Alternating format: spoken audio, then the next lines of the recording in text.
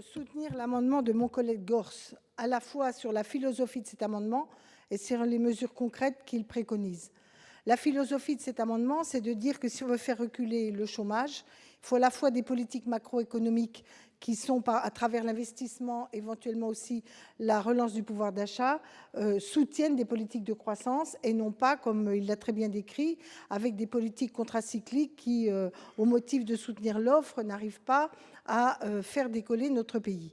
La deuxième raison pour laquelle je soutiens cet amendement, c'est que du point de vue du traitement concret des volontarismes publics de faire reculer le chômage sur les territoires, notamment les plus touchés, mérite des outils particuliers qui coordonnent et qui permettent d'être acteurs avec une vision d'ensemble des problèmes. Parce qu'on peut avoir en statistique manquer d'emplois qualifiés dans tel territoire, donc globalement en France, et ne pas voir comment sur tel territoire on est en situation, par exemple, de former de manière astucieuse des gens pour répondre à ces vrais emplois. Ensuite, on se raconte beaucoup de bobards sur les emplois disponibles.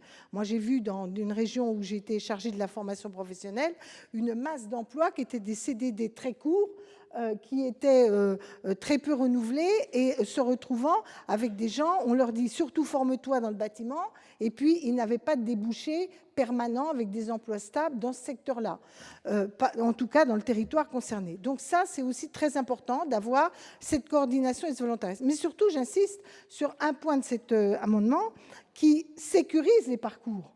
Puisque ce que demande M. Gors, c'est que tout chômeur de plus de 6 mois ait un bilan de compétences et qu'on l'accompagne dans son retour à l'emploi.